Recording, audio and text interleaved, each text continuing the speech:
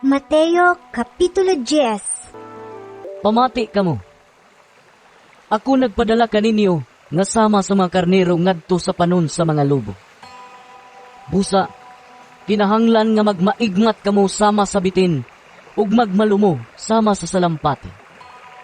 Pagbantay kamo kay may mga tao unya nga modakop ug modala kaninyo ngadto sa hukmanan ug latuson kamo nila sulod sa ilang mga sinaguga. Dadon kamo atubangan sa mga namunuan ug sa mga hari tungod kanako.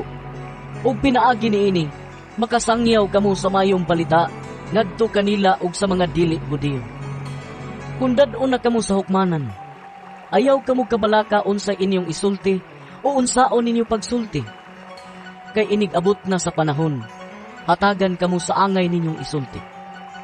Kay ang mga pulong nga inyo unyang isulti, dili inyo, kundili iya sa espiritu sa inyong amahan, nga magsulti pinaagi kaninyo. Itugyan sa mga tao ang ilang kaugalingong mga igsuon, aron patyon, ug mausab kini ang buhaton sa mga amahan ngadto sa ilang mga anak. Makigbatok usab ang mga anak sa ilang mga ginikanan, ug ipapatay sila sa ilang mga anak.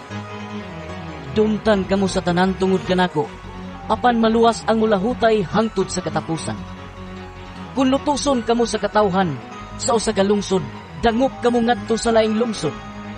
Sultihan ko kamo, nga sa dili pa ninyo mahuman ang inyong buluhaton sa tanang lungsod sa Israel. Muabot na ang anak sa tao